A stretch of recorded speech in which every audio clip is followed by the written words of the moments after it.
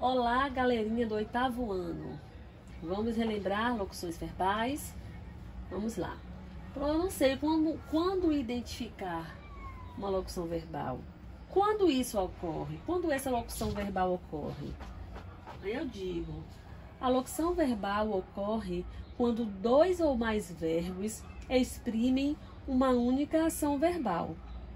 Quer dizer, é quando se emprega um verbo auxiliar juntamente com uma forma nominal do verbo, que pode ser gerúndio, particípio ou infinitivo.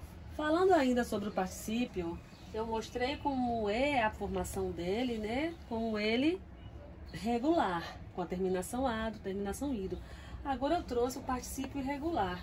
Ele pode ter várias terminações diferentes, como é o caso de suspenso, impresso, frito, feito. Então, trouxe uma oração, né? Os móveis serão entregues hoje. Eu tenho serão entregues com a minha locução verbal. Serão, opa, peguei o piloto errado.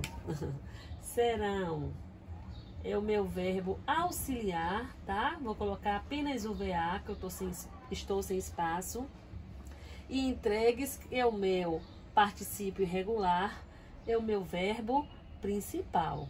Então, essa é uma das maneiras que eu posso formar uma locução verbal, só que com particípio. Vamos ver agora como é que fica com gerúndio? A outra forma nominal que eu prometi foi o gerúndio, né? São os verbos que têm em sua terminação NDO, os verbos que terminam em NDO. Aí eu trouxe uma de cada conjugação. Verbo cantar, que é a primeira conjugação, cantando. Verbo dormir, que é a terceira conjugação, dormindo. E verbo varrer, que é a segunda conjugação, varrendo, né, no gerúndio.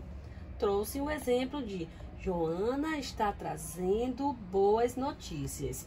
Eu tenho aqui o está trazendo uma locução verbal, sendo que o verbo ser é o verbo auxiliar e o verbo trazendo com a terminação em DO é o verbo principal. Observe que quando a minha locução verbal está no gerúndio, né, e apresenta o verbo principal no gerúndio, ele nos dá a ideia de presente, não é verdade? Nos dá a ideia de presente. Quando foi no particípio, nos trouxe a ideia de futuro.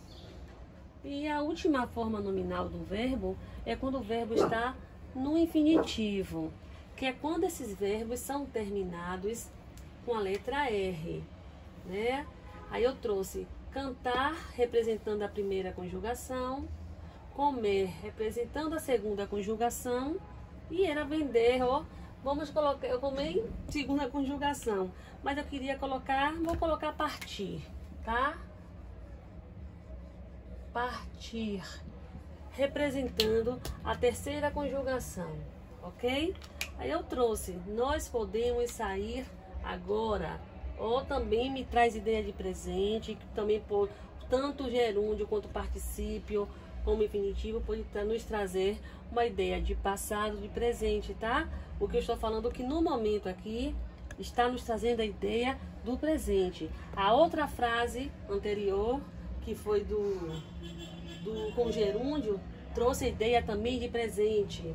E aquela que eu trabalhei no infinitivo trouxe a ideia de futuro. Mas não quer dizer que elas representam apenas isso, tá? Depende da maneira como nós colocamos e trabalhamos a nossa oração.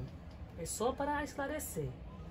Podemos sair, eu tenho uma locução verbal, o verbo principal é podemos, o verbo auxiliar podemos, o sair com a terminação R, eu tenho como verbo principal, que está colocado no infinitivo. Agora vamos para o nosso segundo assunto da revisão de 8 da turma do 8º ano, que são as vozes verbais. Primeiro eu preciso entender o que é voz verbal. Voz verbal é a relação que existe entre o processo do verbo e o sujeito desse processo. Esse sujeito pode estar na voz ativa, na voz passiva ou voz reflexiva. No módulo do 8º ano desse ano, trabalhamos, né, apenas a voz passiva e a voz ativa, mas em nossa revisão eu vou complementar com a voz reflexiva, que é válido, né, esse estudo, e é bom que o aluno já fica atento, que são 3 vozes. Vamos falar sobre a voz ativa. Voz ativa é quando o sujeito é o executor da ação do verbo, quer dizer que o sujeito está praticando o verbo, ok? Praticando a ação do verbo dentro da oração. Como é o caso de o menino cortou a maçã. A palavra que está em destaque em azul é o verbo, é a ação que o menino fez em cortar a maçã. Então, quem executou o ato de cortar a maçã? Opa, faltou um tiozinho aqui. Vou colocar agora, viu, meu amor? Pronto, perdoe.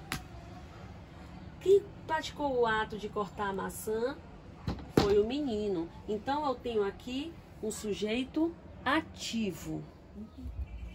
Agora, a voz passiva. A voz passiva acontece quando o sujeito é o receptor da ação expressa pelo verbo.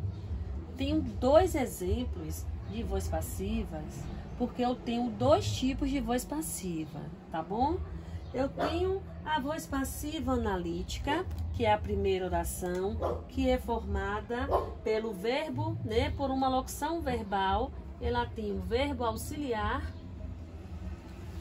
acompanhada pelo VP, que é o verbo principal. Então, a maçã foi cortada pelo menino. E eu também tenho a voz passiva sintética, que é o verbo acompanhado pela partícula apassivadora si, né?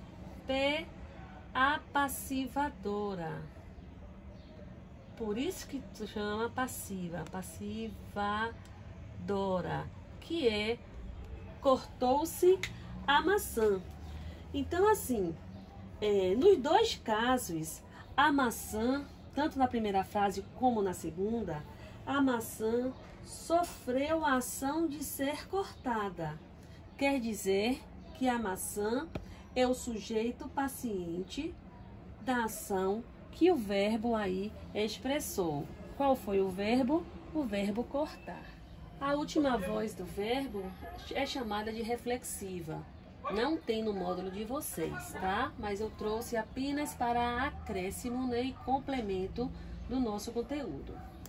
A voz reflexiva ocorre quando o sujeito é, ao mesmo tempo, executor e receptor da ação expressa pelo verbo. Quer dizer que ele pratica e sofre essa mesma ação. Aí eu trouxe, o menino cortou-se. Cortou-se está reflexivo. Por quê? Porque o menino praticou e, ao mesmo tempo, ele sofreu a ação expressa pelo verbo. Quer dizer que quem pratica e quem sofre a ação é a mesma pessoa. No nosso caso do exemplo, é o menino. Na voz reflexiva, o verbo é acompanhado por um pronome oblíquo, que estará sempre na mesma pessoa do sujeito, ok? Beijinhos!